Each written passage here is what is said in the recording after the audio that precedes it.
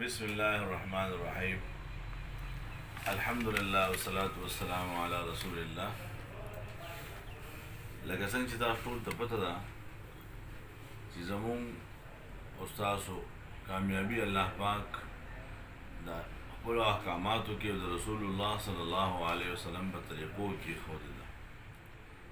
د پیغمبر علیه الصلاة والسلام طریقې په خپل ژوند کې راوستل، پیغمبر علیه الصلاة والسلام سره محبت کول او د رسول الله صلی الله علیه وسلم راوړل شوی دین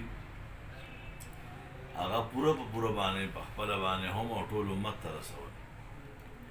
دې سلسله کې محنتونه کېږي، الحمدلله تبلیغي جماعت او علماء کرام مدارس ټول محنتونه روان دي. دا ټول د دین محنتونه دي او دا ټول زموږ د دین ستنې دي.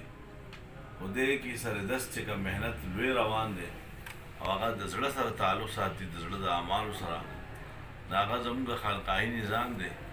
په هغې کې یو ډېر لوی نوم او د اکابرین امت یو نمونه او زموږ د اسلافو او خصوصا د شیخ الحدیث حضرت مولانا زکریا صاحب رحمت الله علیه یو بهترین جانشین او نوم حضرت مختار الامه محبوب الصالحین حضرت مولانا مفتی مختار الدین صاحب دامت برکاتهم العالیه کربوغه شریف چې دې وخت کې د ډېر علماو د صالحینو مرجع ماوا دی. هلته کې الحمدلله یو سالانه اجتماع ده 12 13 14 15 اکتوبر، یعنی جمعرات پر ورځ به شروع کېږي، جمعې ورځ، هفتې ورځ او د اتوار پر ورځ سهار به بیا دعا وي. نو ټول پاکستان نه بلکې د بهر ملکونو نه الحمدلله ته خلک را روان دي. تاسو ټولو خدمت کې دا درخواست دی چې تاسو ملګري سناسل لږ وخت د وباسئ او دې اجتماع کې عالمي اجتماع په دې کې شرکت وکړئ. انشاءالله العزیز ډېره زیاته فایده به وشي.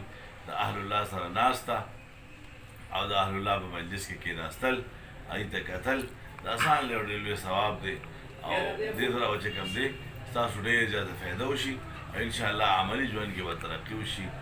الله پاک تاسو ټول ته جزای خیر درکړي او انشاءالله العزیز د هغې لپاره که تاسو ګوئ په سکرین باندې تاسو ته یو نمبر راشي زمونږ، په هغې باندې تاسو د جمعې په ورځ باندې د جمعرات په ورځ به ملګري ځي.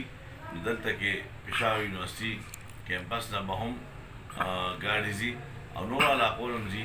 تاسو بیا په هغې باندې رابطه وکړئ. السلام علیکم ورحمة الله وبرکاته.